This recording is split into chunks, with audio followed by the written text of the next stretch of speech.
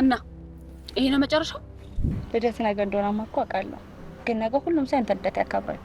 ሁሌም እናቴን ከኔ ጎን አድርግልኝ ብዬ ነው የምለምነው። ታይ ማሚ፣ ትናንትና እንዴት እንደሰከርኩኝ አጠይቅ። በጣም ብዙ ነው የጠጣሁት። ከዛ ቢት እኔ ያልነበር እንዴ የምጠራው እዚህ ትምህርት ቤት ውስጥ? ሁሉም ስኬት የኔ ያልነበር እንዴ? ቆይ እንደ ጓደኛ ላንተ ማላሰብልህ እንዴ ይመስል? አሁንማ ደርሳልኛለች። የቀየው ጎረምሳ ሁሉ አይኑን ጥሎባታል። የኔና አንቺ ግንኙነት ወደሚያው ነገር እንዲያመራል እስካሁን ደህና ነኝ። አሁን በኋላ ግን ደህና መሆን አይመስለኝም። እናንተና በእኔ መካከል ትልቅ እሳት ጦርነት የሚነሳ ይመስለኛል።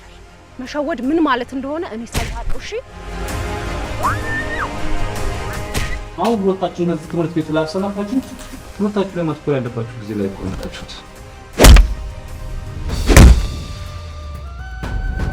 ከልጅነቴ ጀምሮ ስለሷ እያሰብኩኝ የምትመጣበትን ቀን ስናፍቅ ነበር።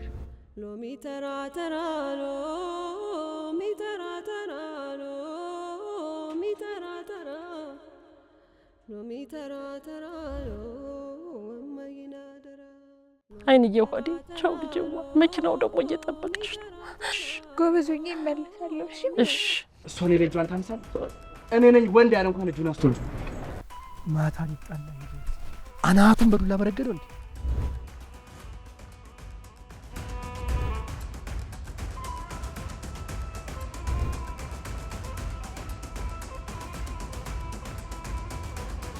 ቆይ አንቺ እስካሁን የምትኖሪው ሰው የማይኖርበት ከተማ ውስጥ ነበር እንዴት?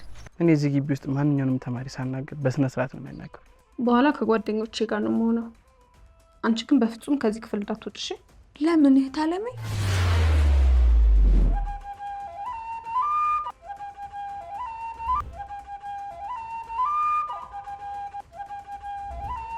በዚህ ሳምንት ወደ ከተማ ትሄዳለች ብለው ሲያወሩ ሰምቻለሁ። እንኳን የከተማ ይቅርና እኔ ያስብኩትን ሳልፈጠም ከእናቷ ቤት እንኳን እግሯን አታነሳ።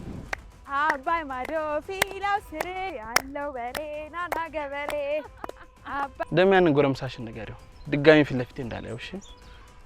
ይሄ ገርማል እንዴ? ገና ብዙ ነገር ታያለህ። ወይ ጉድ! የነሱ ጸብ እኮ እስራኤልና ፍልስጤም ሆነ።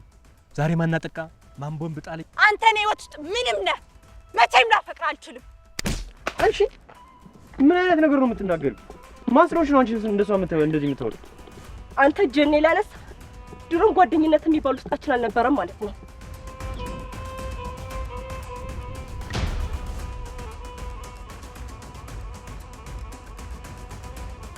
አይኔ ከክፉ ነገር ይጠብቅሻል።